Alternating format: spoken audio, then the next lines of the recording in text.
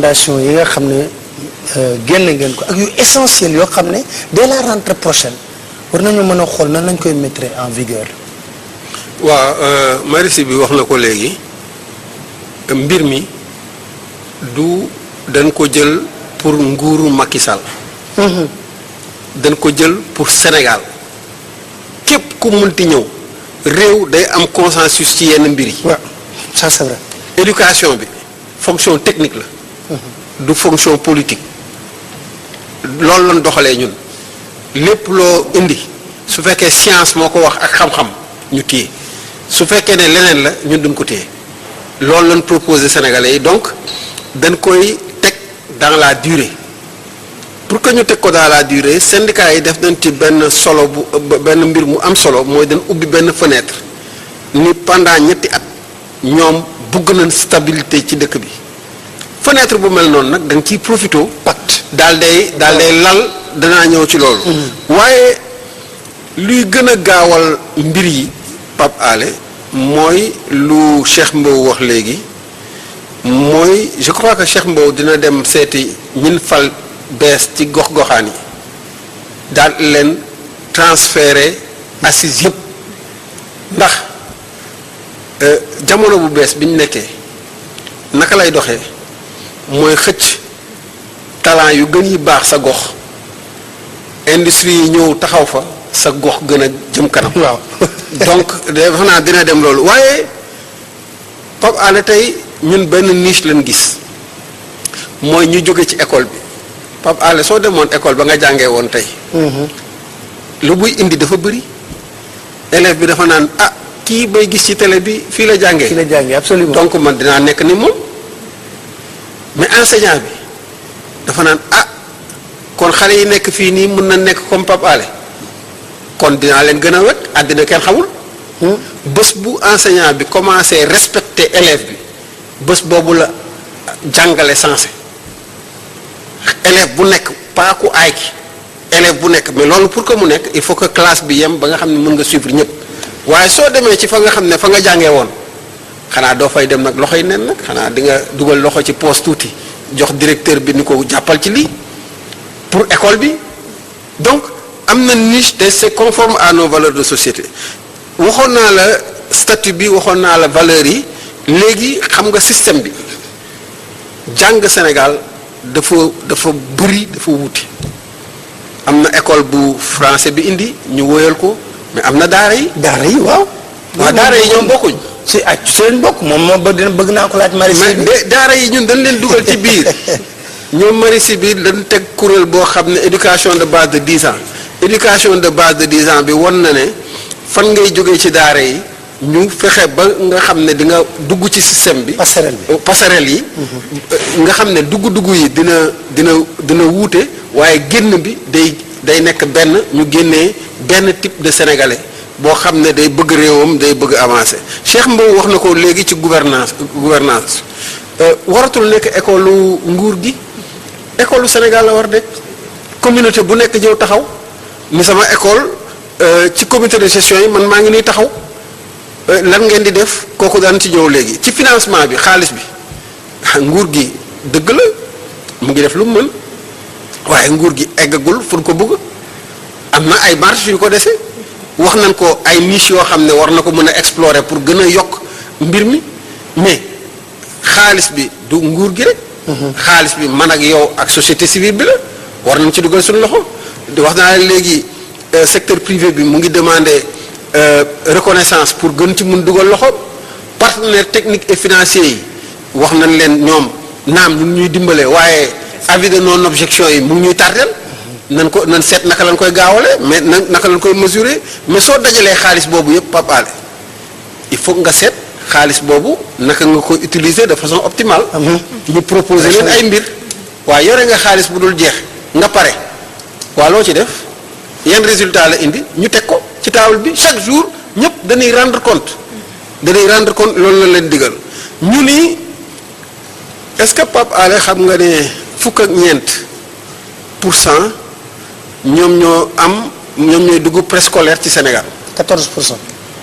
fukk ak ñett 13%. 13%. te dama ko majoré. waaw mais suñu waxee loolu mais considéré wuñ daara bi ci koñ bi waaw daara bi ci koñ bi day préparer xale bi ci école bi day ubbi xelam ñun daara yi ci koñ bi leen jaar. jaaruñ préscolaire. mais da ngay fooy gën a mën a jàngee sax ak tari bi. rapidement tari bi dafa lay jox capacité de mémorisation est-ce que ñun waruñ def benn système boo xam ne. daan koo def rattrapage ñu am politique ñu tegtal politique de rattrapage waaye boobu du nguur gi rek ku nekk da nga ci war dugal sa loxo ku nekk da nga war def lépp pour que xale yépp dugg ci petite enfance bi ci suñu mënoon def loolu nag waa xale bi su commencé jàng ci waa koñ ba la ñuy jàngale ci alxuraan ak diineem su nekkee catholique ñu jàng catholique su nekkee jullit ñu jàngal ko jullit jumtukaayu xarale yi daal lay ñëw ñu koy léebal nag ñu koy léebal xam nga léeb dafay ubbi xel. mais daanaka mi ngi mel ni case des tout petits loolu moo nekkoon objectif am. waaye boo xam ne dañ koy yaatal nag. parce que case des tout petits bi dañ gis ne dafa xaw a cher duñ ko teel a kii donc petite enfance mais léegi ñu def benn recommandation ci lan la ñuy jàngale. ñu ni fépp fooy jàngale fu ñuy commencé. mooy ci langue gox googu ci kàllaama gox googu. loolu ngeen bëgg. loolu lañ bëgg te arrête français bi nag arrête def na ko defal ndànk rek. arrête def na ko wane na ne ña commencé noonu ñooy gën a mën français ñeneen ñi ña commencé noonu ñooy gën a jàpp mathématique ñeneen ñi ña commencé noonu askan bi jëluñ école bi ni benn affaire la à côté mais école bi ñoom ñoo ko moom parce que xam nañ lan lañ fay def donc ñu ni loolu recommandé nañ ko ñu ni privé bi naam baax na waaye privé bi lu nekk gis nañ ko ci biir donc responsable état bi mooy saytu lépp public comme privé mais ñu ne jàngale bi nag suñ ko dëppee ci suñu aada ak suñu caada nañ ko ubbi ci mbir yu bees yi mooy science nan fexe ba science bi gën a taxaw mais recommandation bu gën a mag bu assises yi def mooy désormais suñ génnee éducation de base de 10 ans 30 à 40% ñiy jàng na leen yóbbu enseignement technique formation professionnelle. voilà ñoom métier. nga xam ne xale bi am na métier boppam. te ñu ne école yooyu ñu koy defee foofu nan fexe ba ci wetu école bi. ñu def ci ay mbir yoo xam ne xale yi mën fa commencer seet naka lay defee seet entreprise mais foofu tamit dafa am rôle bu mag bu ci nguur gi war a jouer parce que part de marché yooyu xale yi war a am nguur gi moo leen ko war a jox nguur gi moo war a fexe ba nga xam ne par exemple tey bëgg nañ yóbbu informatique ci école bi war nañ former enseignants yépp ci informatique mais ñun ci daara yu kawe yi génnee nañ ay xale yu informaticiens yu bari yu bëgg ubbi seen entreprise. nguur gi dafay wax ne bon man teg naa xaalis bi képp ku former 30 enseignants yoo xam ne jàpp nañ cax yi ma fay la tal xam nga kon nguur gi de façon licite dina distribuer xaalis bu bari ci réew mi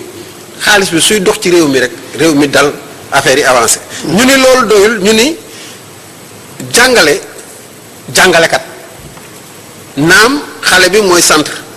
waaye jàngalekat bi mooy permanent waaye jàngalekat bi dafa war a xarañ gaa yi tegal mbir bi gaa yi nee nañ ko amatul bac ak ñaari at formation dootoo dugg ci classe yi. alors mooy décision bi. ku amatul à terme ku amatul bac ak ñetti at. licence dootoo dugg ci classe yi ñu ni léegi. ça c'est une bonne chose. fan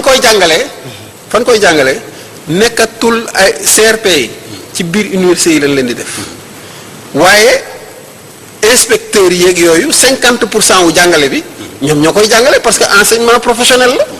nga xam ne mbir mi dañ koy gën a tegal dañ koy gën a leeral waaye lu ëpp solo lu génn ci assises yi mooy document normatif code de déontologie enseignants yi serment de l'enseignant ak pacte de stabilité du système. loolu nga wax noonu professeur dafa am solo pacte bi ñaata 3 ans.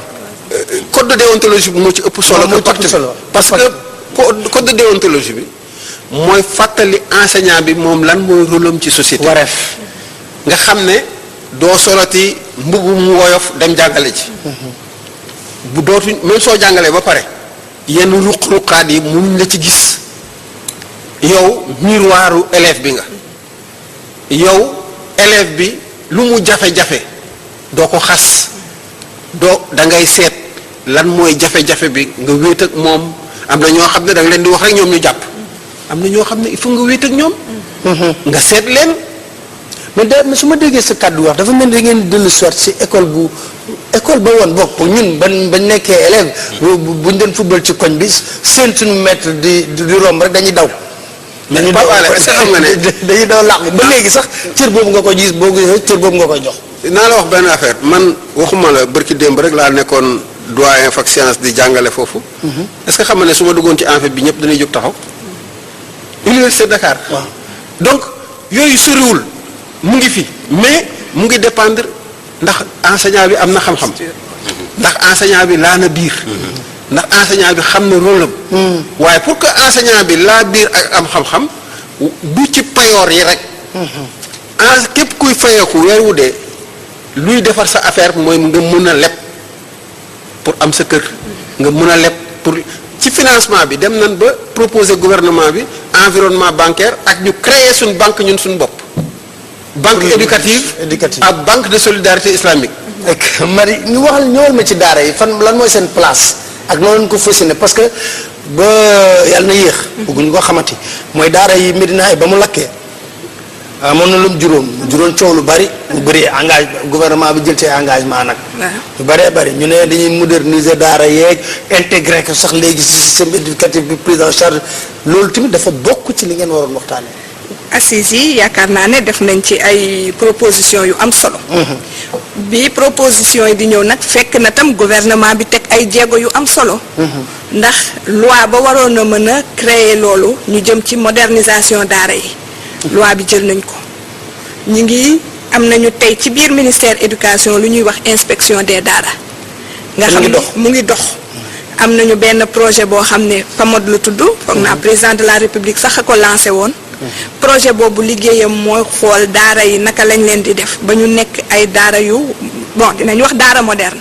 mais daara ya nga xam ne xale ba fay génnee du rek yelwaan lay mën xale ba dana jàng alxuraan jàng diineem dana am métier mën na am sax passerelle bu nga xam ne dana jóge ci njàngum alxuraan moom ak diine ji jëm ci école bu formelle bi du tere nag mu continuer ca la mu doon jàng. foog naa ne tey li proposition yi assises yi def dafa ñëw pour renforcer gis-gisu gouvernement bi ci loolu. donc foofu problème du fa am proposition yi fekk na mu am lu ñu teg la ñu teg la ñuy renforcer mu gën a jëm kanam ndax assises yi dem nañ ba proposer statut wu jàngalekatu alxuraan bi. loolu yépp ñu nit ñu ngi ci woon ci jéego yooyu lañ nekkoon. donc foog naa ne li ñuy wax naan kuy wut ku ko wéttali. ak kuy wut fu mu fanaan. tëjal buntu du leen boole. donc foofu problème du fa am bu soobee yàlla. beneen élément bi mooy assises yi boo dégloo professeur Abdou Salam ñetti tànk la taxawee ni ñuy téye njàng mi nañ ko téye ci yoon nañ ko téye ba nga xam ne. ku ñu jox alal mu war a jëm ci njàng mi ak njàngale mi nga yóbbu ko fa mu war a dem tey foog naa ne programme yi éducation bu bees bi ñu tuddee paquet ci loolu lay jógtee ci loolu lay dox yaakaar naa ne am na lu fi jot a xew sax ci biir éducation ci mbirum ni ñuy téyee alali réew mi alali sénégalais yi di jëm ci éducation. beneen bi wax na daara yi ñun wax nañ xale yu jigéen yi wax nañu. ñi nga xam ne ñii xëy na dañu am ay laago ñu war a bokk ci école bi muy équité programme bi benn tànk bu dëgër bi mu taxawee mooy tànki équité troisième tànk bi ñuy wax mooy lépp looy def na nga ko def ci leer transparence donc assises yi foog naa ne dafa ñëw pour wax ñu ne seen programme bi baax na dolli leen ci lii mu gën a dem donc am nañu sax base ba nga xam ne bii tey jii li assises yi proposé am na luñ ci mën a def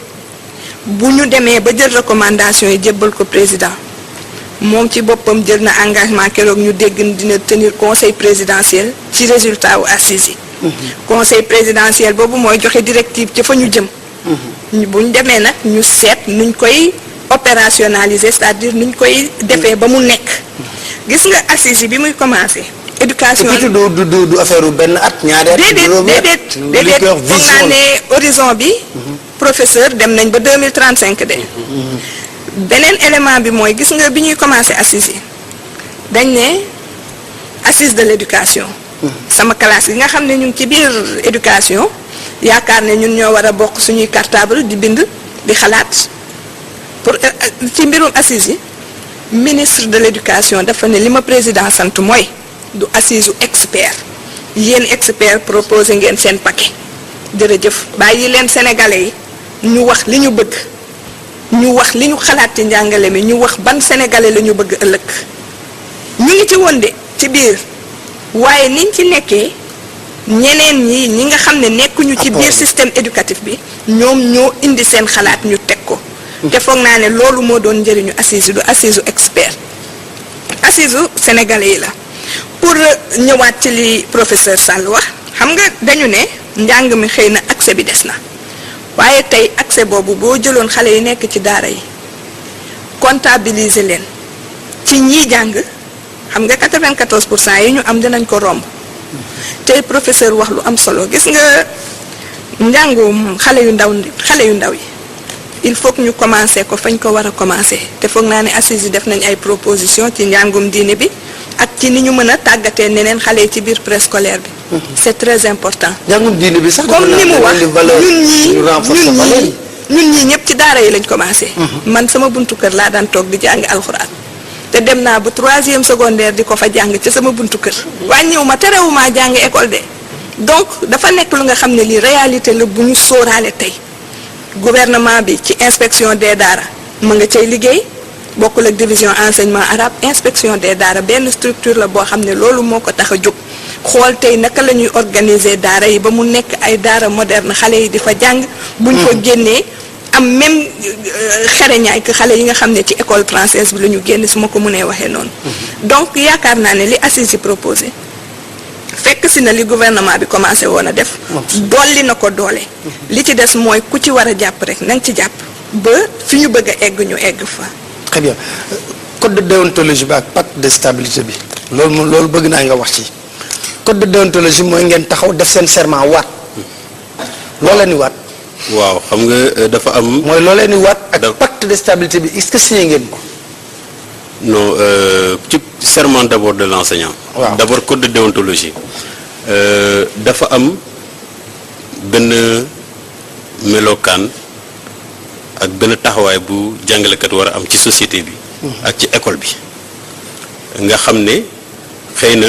nit ñi dañ ko réere woon mbir de sorte que même ci tàggat bi ñu doon tàggat jàngalekat yi daawuñu ko jël en compte loolu indi ay problèmes yu bari ci biir école bi ba tax na ñun ñi nga xam ne bokk nañ ci assises yi ci étape yépp bokk nañ ci ñu proposer comme ni ko état général de l'éducation et de la formation defee. ñu bind benn code de déontologie nga xam ne dañ koy jàngal candidat yi nga xam ne am nañu admis nañu ci concours nekk ay jàngalekat fu ñu leen di tàggatee ñu leen fay jàngal code de déontologie xam nan la jàngalekat war a mel ci biir société bi. serment gi aussi du rek juge bi wala yeneen agent de l'État nga xam ne bu ñu tàmbali bu ñu door seen carrière ñoo war a waat ne man fas yéene naa nekk jàngalekat ak bépp charge boo xam ne sama métier bi imposé na ma ko nga nekk missionnaire ci biir société bi ñu ñoo ko proposé suñu bopp yéen a ko proposé ak waa assises yi te wax nañu ci kanam premier ministre ne lii ñaari instrument yooyu ñun daf ñu engagé parce que xam nañ ne loolu mooy tax ñu gën a jox jàngalekat bi gëddam mu gën a reconnaître métier bu muy def li jëm ci pacte de stabilité bokk nañ ci ñu ko élaboré. très bien bokk nañ ci ñu ko adopté d'ailleurs biñ ko liiree premier ministre ci boppam xam na ne lii luy jaadu la lu yéenu maanaa la nee na état bi gouvernement bi dina ko signé waaye ñun signé wuñu ko. lu tax yéen di jàng naa ci yéen olof yi ngeen naan ku ndubin rey sa maam. foo sonnee la ñu daw. waaw mais lu ñu ñëwagul nag. waaw xam nga dafa am wax nañ ko président de la république. dafa am loo xam ne moo ne kott ne jon mooy fu mu ne nii yëf yi dalagul dañu war a dalal yëf yi. am na benn protocole d'accord bu ñu signé le 17 février 2014 ba tey jii fu ñuy wax ak yéen benn tontu nguur gi indiw ko ci protocole d'accord boobu. Marie notel ma loolu après nga tontu. xam nga nee naa ministre de l'éducation. bu ñu ne ñun ñoo ŋànk école bi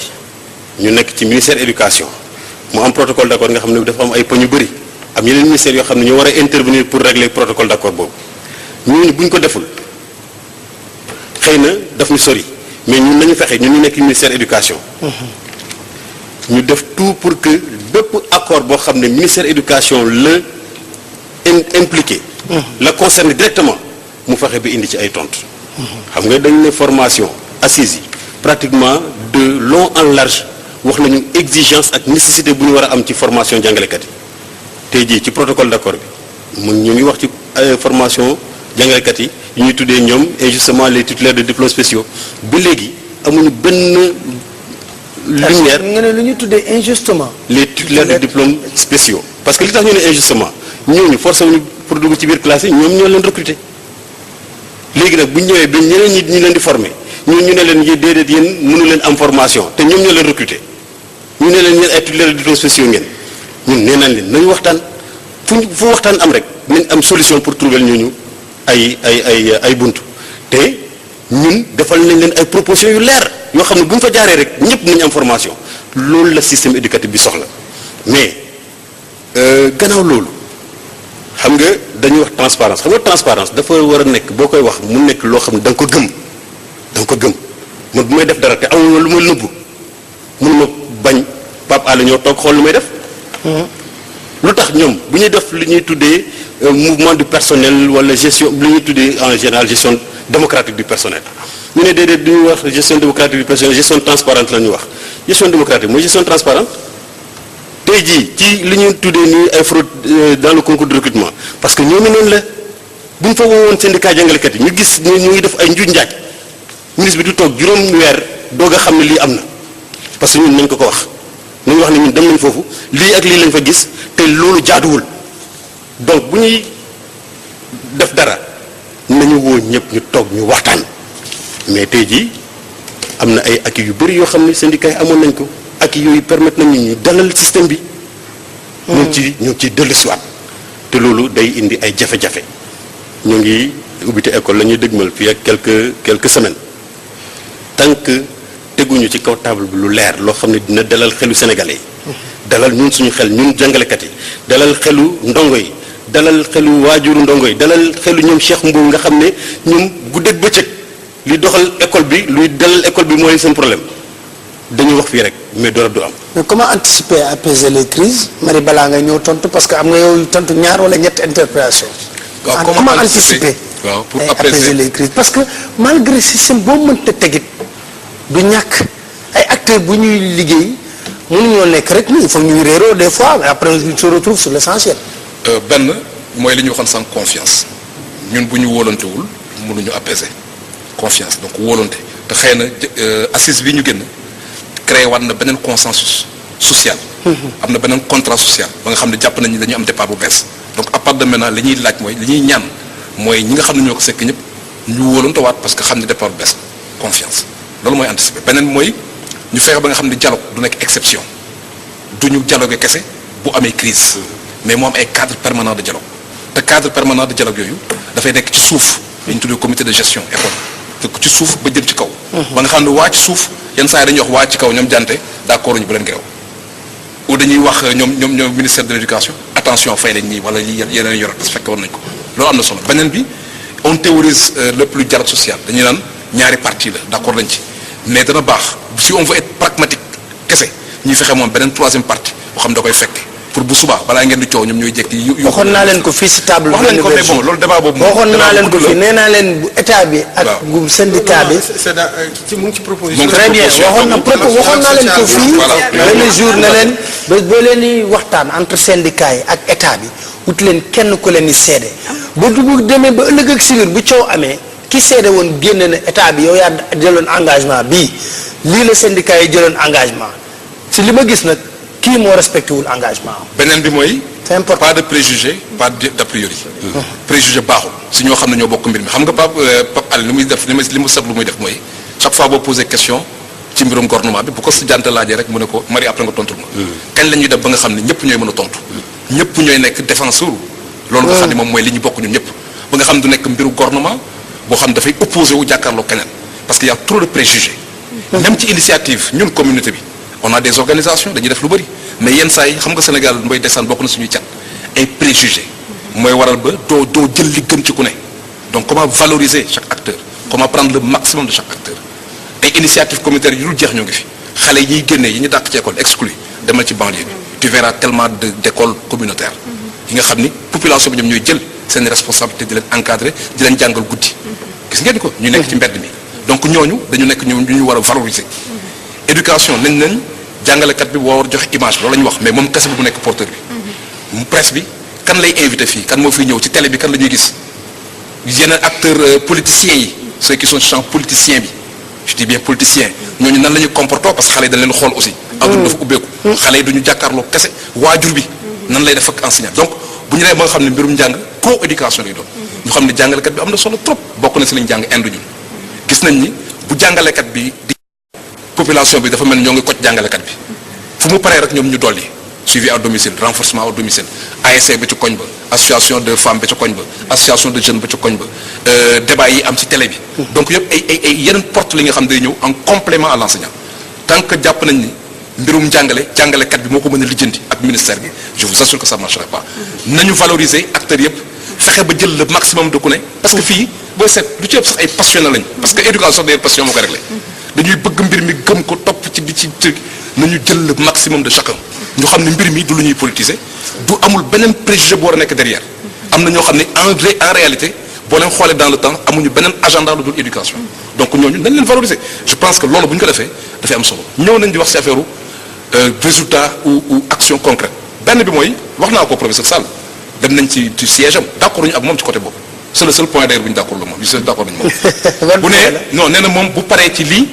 tëj na mission pare na nee naa ko duñ ci d'accord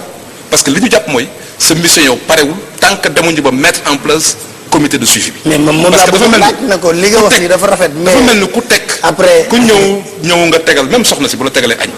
après dana bale affaire bi raxas ndab yi donc ñooñu amuñu droit nee naa ko yow suñu cible nga fi ñu toll. ñoom en tant que comité assise duñ leen bàyyi ñu nelaw en tant que société civile. nous allons leur demander ñu veiller parce que lii chance la. que moom consensus bi amuñu droit. mu am benn temps boo xam ne finalement du ñu xam sax kan moo ko gérer il va me dire que ni ministère bi non ñun d'accord ci li ñu jàpp mooy le comité des assises war na dem au ni mu gën a jege dem au moins ba ñu mettre en place le conseil et ça on le demande aussi au président de la République bu fekkee ni décret bi moom moo ko war a limiter fii mais war nañ ko réviser pour ñun loolu am na solo temps d'apprentissage Pape Alé ànd ak yéen d'ailleurs. ah très bien kon yow kon danañ jàkkaarloo moom kon on va avoir des résultats Pape Alé temps d'apprentissage professeur, vous n'êtes pas encore libéré. temps d'apprentissage Sénégal musuñu ubbi école jour bi ñu annoncé ne dañuy ubbi école Pape Alé année bii ñu jëm nañ et jàppale puis quantum horaire bi. mooy temps d'apprentissage bi rek grève yi mais au-delà de grève yi y a fête yi férié yi ubbite l'école chaque fois octobre la ñuy wax début octobre mais moo ngi effectif novembre jëm décembre donc yooyu am na affaire yu simple gis nga Sénégal et xalaat bu metti bi ñun ay nañ trop ci loolu pragmatisme nan la ñuy def ba nga xam ni ñu def ay action poser ay actes yoo xam ne day indi ay résultats efficacité jamono jooju leen toll de nekkatuñu jamono joo xam ne da ngay nekk dans les réflexions philosophiques lu jeex non c'est des résultats. Très bien alors professeur.